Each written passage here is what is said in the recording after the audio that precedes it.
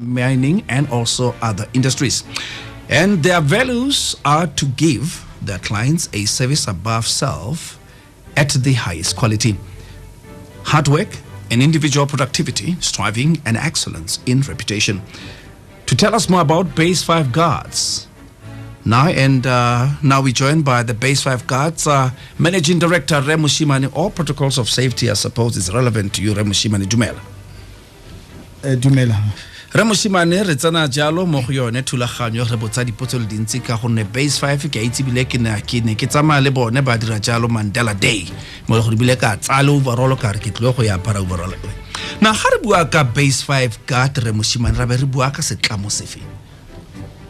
Re ke leboga ene ke leboga gape go re le mpe mo as the group ya Jozi FM Base 5 Guard is a security company that was founded in 2013 by myself as a founder and a managing director of the company. Now, what makes Base 5 different from other security companies? Because of it's a pool, but what really makes Base 5 the best? Thank you very much. There's quite a number of things that we consider in Base 5 Guard, especially because of the history that I've got over the years in the industry. I'm 25 years of experience in the industry of security, and it made me to learn a lot in that industry to say we need to start taking the security industry differently. What I mean by that is that those are the face of our community, and mainly at most of the time there are people they make to be the first people to approach in our businesses, in our commercial sides, in the safety of the community before, in fact, you will go along to the police. That's the face of the community.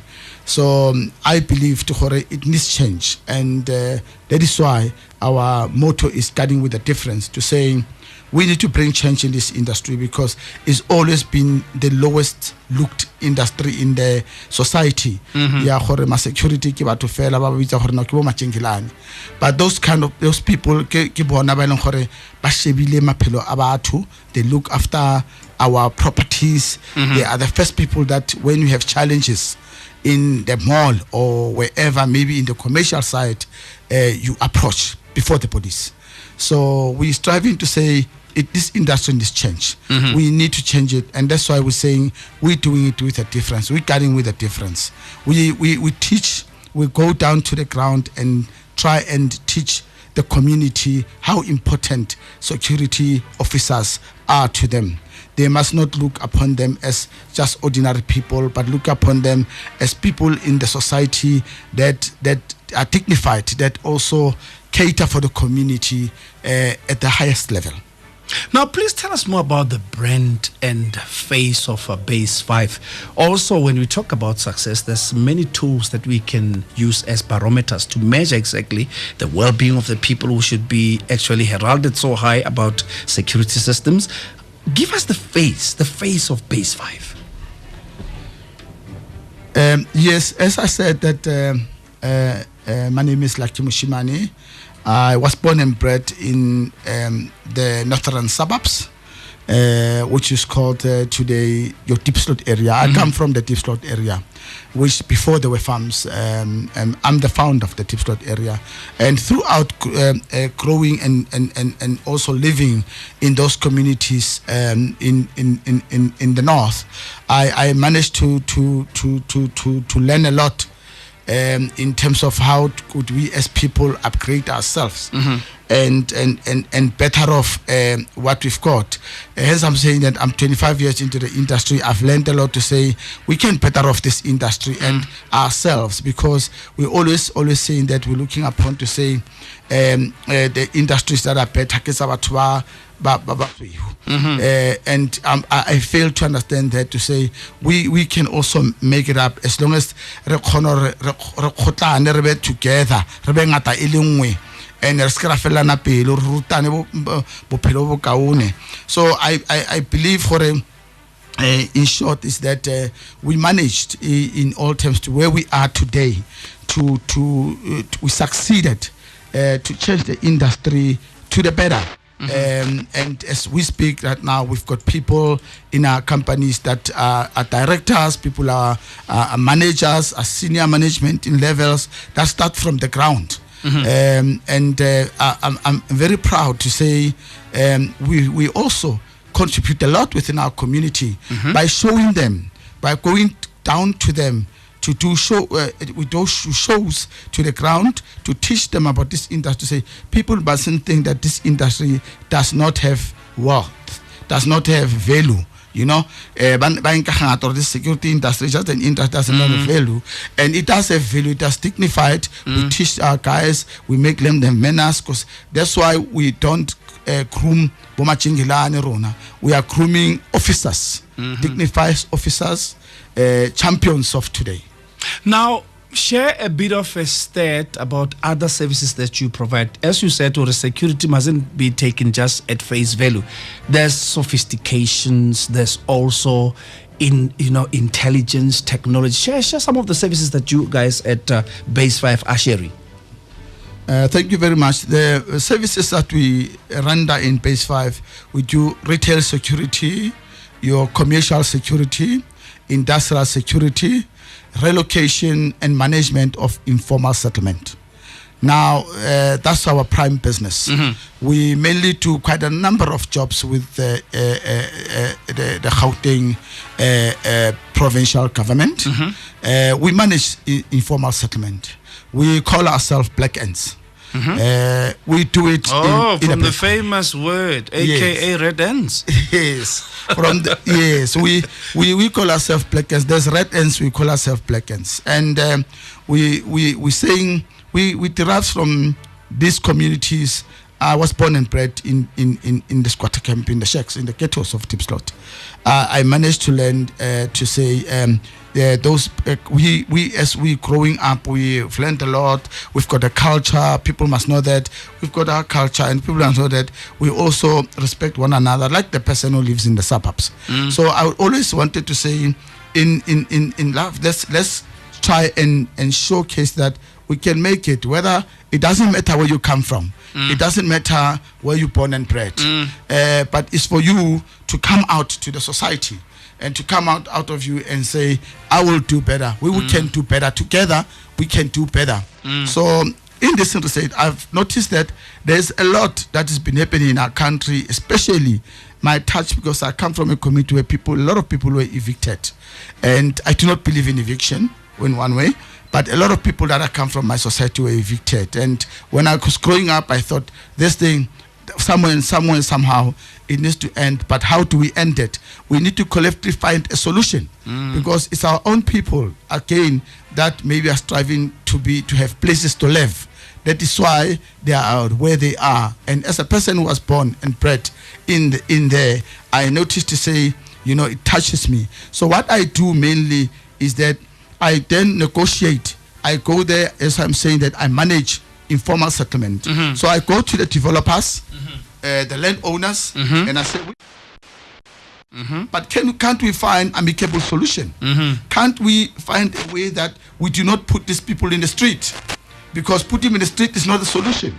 Now, Arlebele, from a business point of view, yes, I can hear how you have people at heart as a so personal to them from those those areas are informal environment. Now, in that situation where now the sheriff of the court assign you as a private entity to say, we are going to this area which is now maybe Diepsloot, and you are assigned as a business person to say, invoice me, we're going to help me as the black ants in that area, and negotiation is not one thing that is actually given consideration. How do you deal with that situation? We deal it with differently. As we say that we will engage, we normally engage with the sheriff of the court. He's a human being. He's good at understanding. And mainly the court, before the court sets, there's negotiations between the parties. So we avoid that the situations like this would end up in court.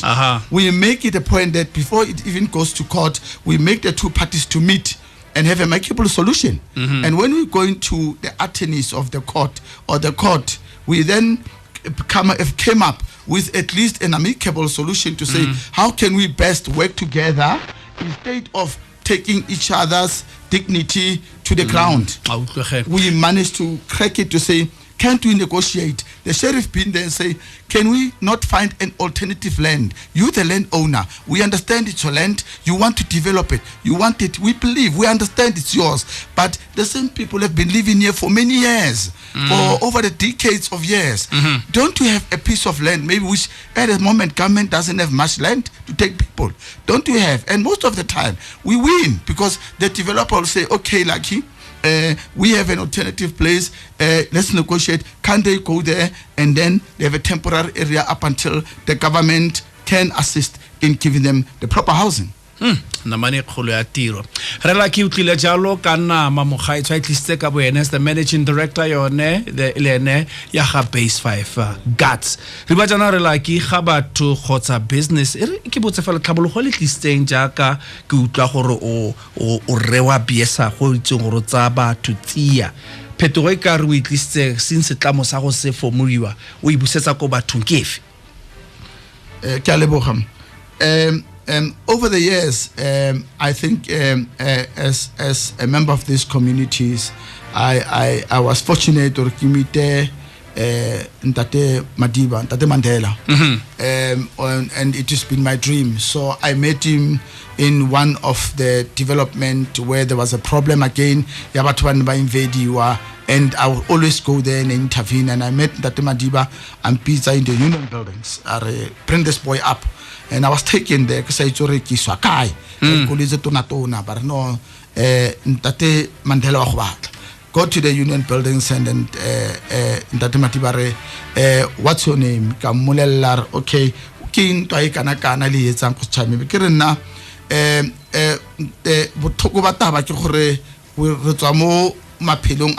we come from different communities and Rona, we've been living in these funds for too long. As you see us now, and he said to me, and you must not forget where you're coming from.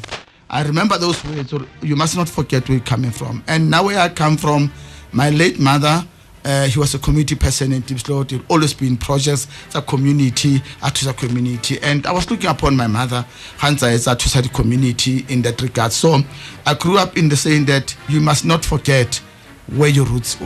You must not forget where you're coming from all the time. So I believe in giving back to the community. And over the years, in Diepsloot, we adopted the creche in Diepsloot that we support in terms of the disabled kids. And every year, I give the old people Libona a good year end. I normally I will take them to Vilagazi to have a feel of a restaurant, to have a feel of a good food. I will take them out as I'm to the zoo, because at times we think that elder people who don't need this, and they also need to be taken out and taken care of and to go see. So my mom is late now, and I'll take them there. And normally at Mandela Day, I'll give out food parcels every year. It's a culture in our company. Beautiful. We need to give out, and we need to